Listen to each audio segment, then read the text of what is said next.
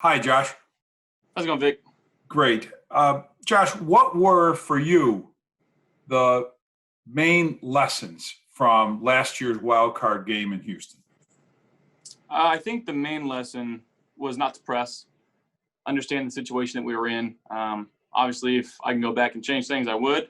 But I'm glad that they went down the way that they went down. I was able to learn a lot from it and hopefully carry that, playoff experience into Saturday's game.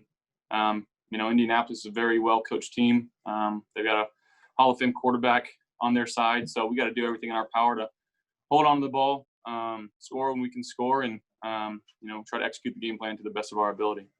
And one follow-up, Josh, when you expand it, I mean, everybody's involved in this, of course, not just you based on how the outcome worked a year ago. Teams different in significant ways. But as you look at this team, based on what you just said about what you learned, and I'm sure what you've shared with your teammates, can you give me a sense of what that experience for this group from what happened in Houston to what you're hoping will be different Saturday, how that can be applied to the whole team? Yeah, I mean, I think the main thing is taking it one play at a time, not getting too high, not getting too low. Whatever happens in the flow of the game, that next play, you got to let it go. You got to focus at the task at hand, and it's always the next play. Because there's some crazy things that happened in that game last year. Obviously, some things that we can't control, but ultimately, our mindset, our attitude, and our effort are the things that we can control throughout the game. And like I said, just trying to stay within the flow of the game. Thank you, Josh. Thank you. Josh, John Worrell. Yes, How you doing? Kind of to piggyback off that, just you've been able to respond and learn from each of the mistakes that you've made from the beginning, whether it's throwing across your body or not sliding or whatever. And it is now proving yourself in a playoff situation after all you've done is proving yourself in a playoff game now the next step in this team's development? Naturally, yeah.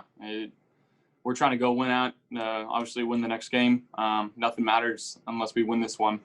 And that's our mindset, going from playoff caliber to championship caliber, something that Coach McDermott always preaches to us. But again, this is a team. They got some studs on defense. Darius Leonard flies around. They got DeForest Buckner, who's a huge body on the inside. He's a problem. On the outside, obviously, they got a guy in Rhodes that, played at the top of his game for a few years now, but is probably playing his best ball in his career. So, we got to be ready for whatever they can throw at us. And they still have a few other guys that can get after the ball. They force a lot of turnovers.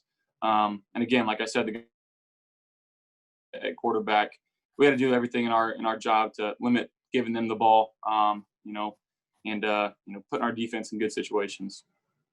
And finally, for me, you said, and I think it might be a year ago today that loss was going to linger until you put, the pads on once again. How for the next time?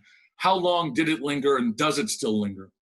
It still lingers a little bit, just knowing the situation of the game and things I could have done differently and reads I could have changed. But again, like I said, I wouldn't.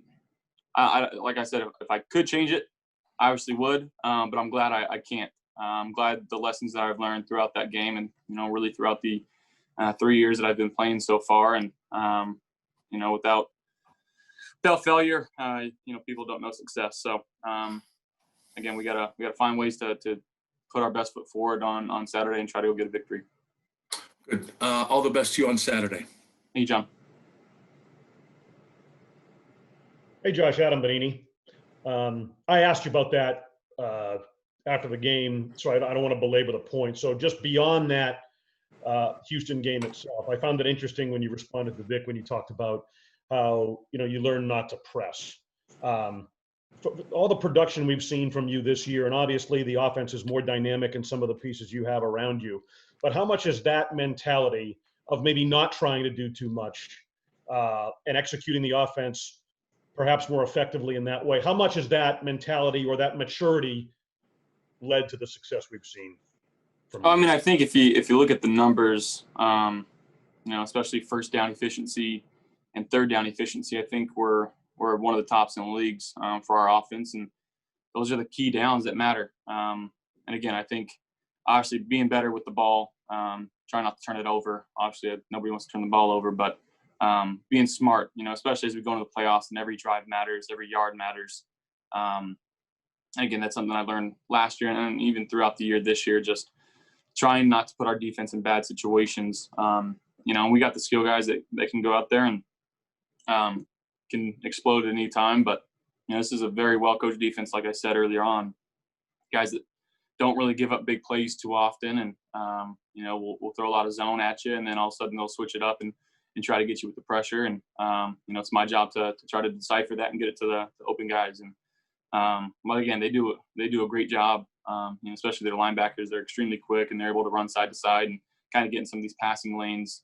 Their D-line's able to tip the ball and get after the quarterback. So, again, it's playoff football. This is what we asked for. We're in Buffalo, having a home game, and a chance to, do whatever we set out to do. But it starts with Saturday, 1:05 p.m. Against a really good Colts team. And my last question, Josh, how much more, I don't want to put words in your mouth here, so correct me if I'm wrong. How much more even-keeled are you approaching this game now? I mean, I remember last year, I think it was in Foxborough when we talked to you in the post game, you had talked about, I don't know, I think it was the word jitters or whatever, however you described it before that game, and you thought maybe it affected you a little bit in the first half. I guess my question is, with the experience you've had and the growth that you've referenced, I guess going into this game, do you feel more kind of level and prepared than perhaps you have in other big stage games in the past? Yeah, I mean, prepared for sure. Just understanding our offense better than anybody, having the relationship that I do with Dable and Dorsey, and trusting our guys up front and our guys outside to do their jobs consistently. And they rely on me to do my job consistently. So it's just a lot of faith, a lot of trust in this team. And we got to go out there, like I said, on Saturday, and we got to go out there and play like we know how we can play. And even again, it's playoff football, and weird things happen. But we got to go out there, put our best foot forward, and give our team an opportunity to try to win a football game. Appreciate it, Josh. Thank you as always. Hey, Josh, Matt Bove here. I know the stage is obviously bigger, and you've said multiple times it's playoff football, but what changes within like a playoff game compared to a regular season game? Obviously, it turns over just like that. I mean, it's either win or go home. Of waiting and seeing, and you don't have help from anybody else. You got to go out there, and it's head-to-head matchup. Two really good football teams going at it. When it's a cool moment, with Coach Wright and what he meant here to Buffalo. And I know I saw his press conference of him coming back, and he's excited that we won on Sunday or Saturday whenever we played. But he's not going to be a fan of the Bills when he comes into town this time. But the fans obviously love him and what he's been able to do here. So that's a cool story in itself. But again, it's win or go home. Thanks, Jeff. Hey, Josh, Sal Majorano over in Rochester. It's funny you just talked about Frank Reich, because I wanted to ask you a question about back in the day. In 1988 was the year the Bills made their big jump, and it happened to be Jim Kelly's third season. You're in your third season with this team. That started a big run for the Bills. Can you just tell me, in your third season, and Jim spoke to this years and years ago, what has changed so much for you, from the start to where you are right now, that the Bills were able to make this leap this year? I mean, I think it's just the guys we've brought in, how hard everybody's working, how much we care about, our team, our brothers on the team, families off the field. We're not trying to let anybody down. And when we're here, we have a purpose. And I think Coach McDermott's been doing a good job of preaching that purpose to us when we're on the field. We know how much this means to the city of Buffalo and the fans here, and the alum that have played here. And, it's a special place to play football. But at the end of the day, we're on the field playing for each other. And that's I can't make any comparisons between then and now. And but yes, we just like playing football here. And if I could ask you, what's going on over in Cleveland with COVID? It's a bad situation at this time of year, obviously. How scary or frightening, worrisome?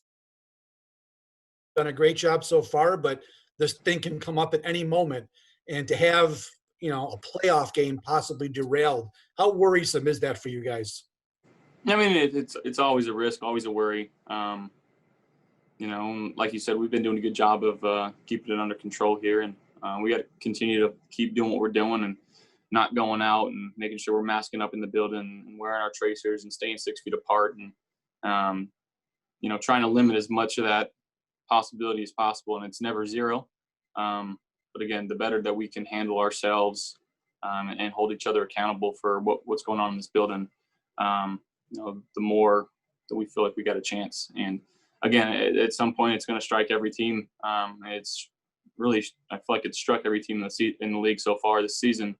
But this is when you can't have that, and it's nobody's fault. And some people still don't know how it's getting spread and this and that. But again, limiting your opportunity to get in it is probably the key and the most prioritized thing. Great, Josh. Thanks. Hey, Josh. It was the Seattle game where you were sacked 7 times, and in the 7 games since there, it's been 6 sacks in those 7 games. I mean, can you kind of just put into words what this offensive line has done in this kind of second half of the season? Yeah, I mean they're playing lights out. And I mean I don't have much to say other than I think it's been since I gave them the Christmas gifts. They've been playing really well. So if that's all I got to do, I'll keep doing that. But like I said, there's just guys that work hard in practice. They communicate well. When we're in the film room going over protection plans, they're focused, they're detailed, and is the guys that we have up front. They care about our running backs. They care about me and whoever touches the ball. And you know, that's the main fact of the matter, in my opinion.